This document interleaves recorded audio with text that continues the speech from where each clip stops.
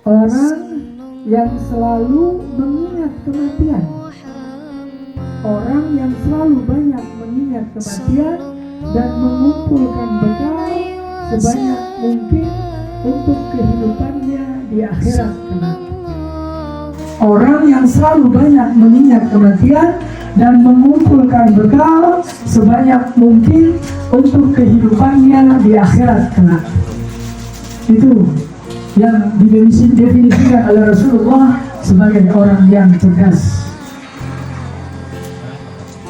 Ya, orang yang cerdas mengumpulkan banyak bekal untuk kehidupannya di akhirat kelak. Kehidupan di akhirat kelak itu ibarat sebuah perjalanan yang panjang.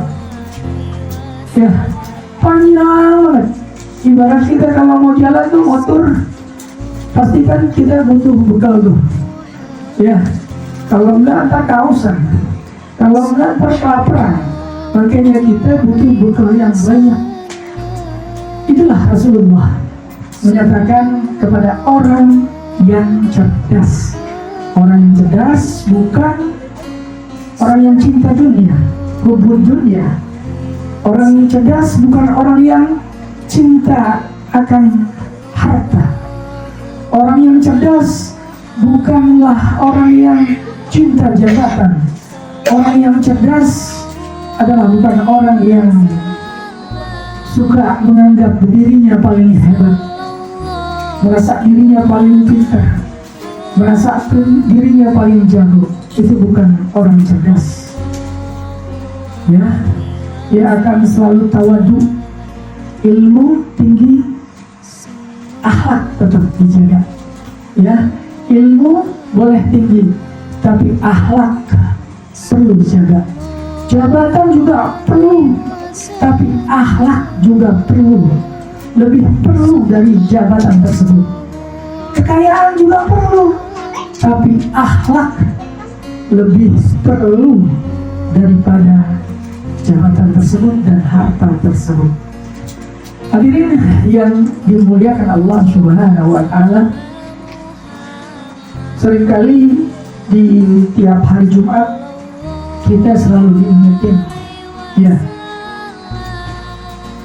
ayyuhalladzina amanu, ya ayyuhalladzina amanu ittaqullah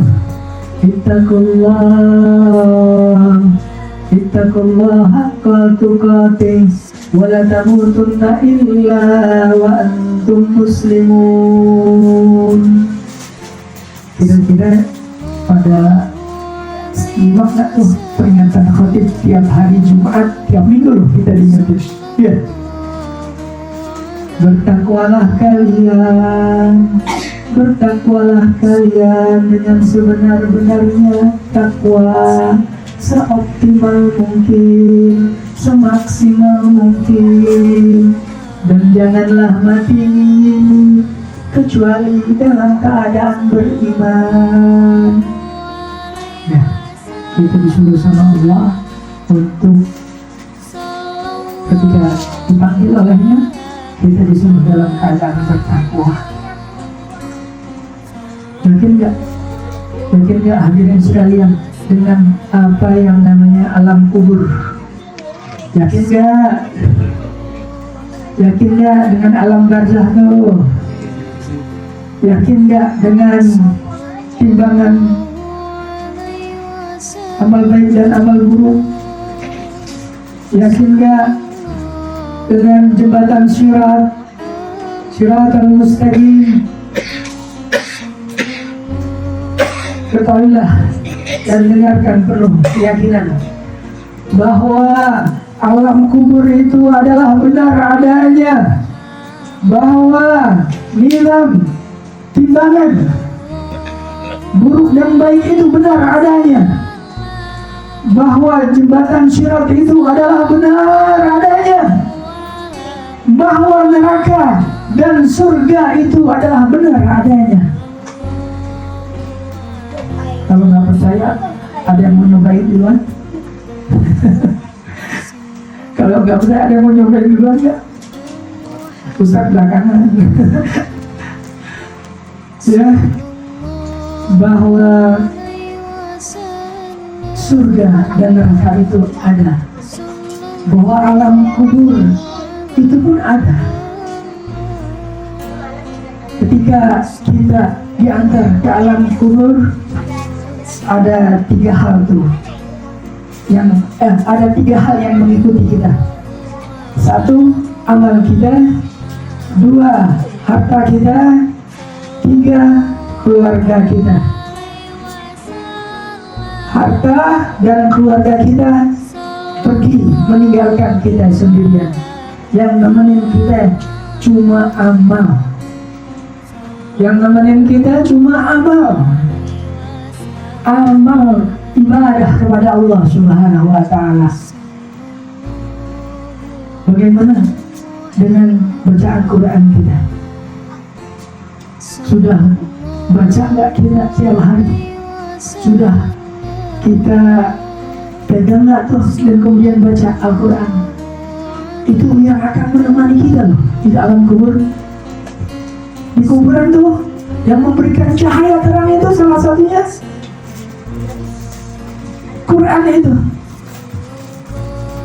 Dan ketahuilah hadirin sekalian yang dirahmati Allah Subhanahu wa ta'ala, Allah tidak akan mencatat dia sebagai orang yang lalai ketika dia membaca minimal di luar sholat ya, minimal 10 ayat dalam Al-Quran. Baca, lihat itu Al-Quran, bukan dalam sholat. Tidak akan Allah catat sebagai orang yang lalai minimal 10 ayat dalam Al-Quran tiap hari kita baca. Ada yang tahu nggak nih? Kalau nggak tahu, parah dong ya. Tiap hari kita dianggap sebagai orang yang lalai oleh Allah Subhanahu wa ta'ala. Kita dicatat sama Allah sebagai orang yang lalai. Kita baca satu huruf mempunyai 10 kebaikan. Jangan dikira alif lam mim itu cuma 3 huruf. Alif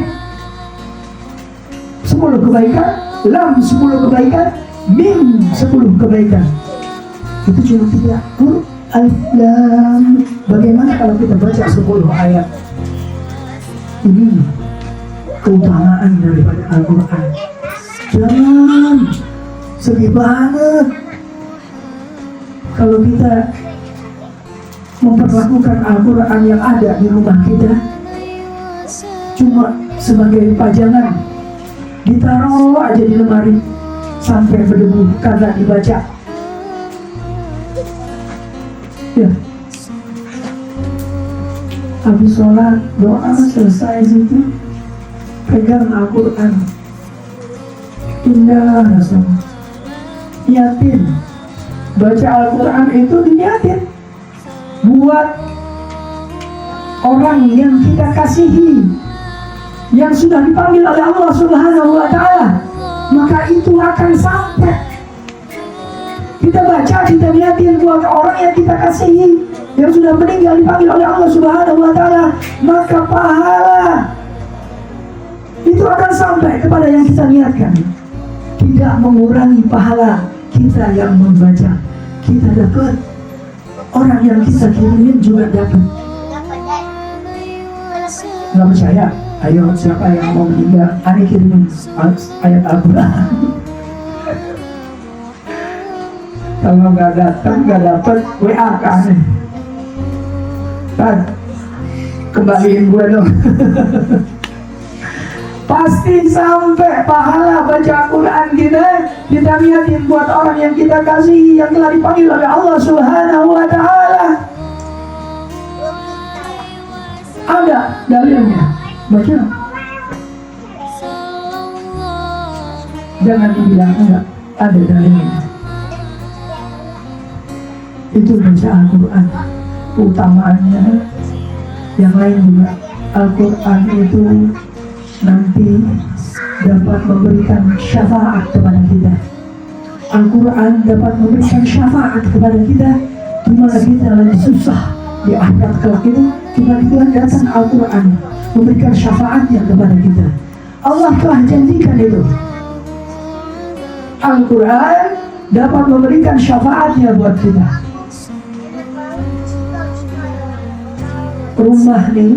Rumah nih, salah satu keutamaan daripada membaca Al-Quran, rumah nih, kalau terdengar atau ada orang yang membaca Al-Quran, itu rumah akan menjadi tenang, rumah akan menjadi adem, sakinah, mawaddah, warahmah. Keluarga yang di dalamnya terdapat seseorang yang membaca Al-Quran. Nggak percaya, buktikan. Silahkan buktikan. Tuh. Dan jangan minder buat orang atau dari saudara-saudaraku, saudari-saudariku sekalian yang belum bisa Al-Quran. Jangan minder. Panggil guru.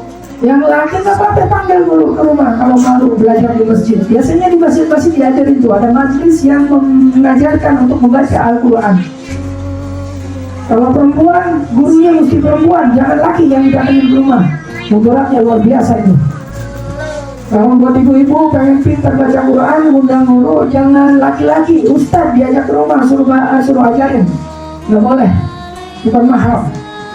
Cari ustazah yang pintar baca Quran, minta ajarin privat di rumah, kalau malu di luar sana untuk membaca Al-Quran. Dan yakinlah, diterangkan dalam suatu hadis bahwa siapa yang membaca Al-Quran terbata-bata itu mendapatkan 2 kali pahala dibandingkan orang yang bisa membaca Al-Quran. Orang yang membaca Al-Quran, pintar membaca Al-Quran, kemudian membaca Al-Quran, dia akan mendapatkan pahala, 1 buah pahala. Tapi buat orang yang terbata-bata membaca Al-Quran, dia akan mendapatkan 2 pahala. Pertama, dia mendapatkan pahala belajar untuk membaca Al-Quran. Kemudian yang kedua, dia mendapatkan pahala membaca Al-Quran itu sendiri. Jadi orang yang terbata-bata membaca Al-Quran mendapatkan 2 kali pahala. Maka itu, ini mudah-mudahan ini manfaat. Mulai besok atau mungkin malam kita coba deketin itu Al-Quran, kita pegang, kita baca sehari minimal 10 ayat, maka kamu tidak akan dicatat sebagai orang yang lalai oleh Allah Subhanahu wa Ta'ala. Baca Al-Quran ya, nggak bisa belajar.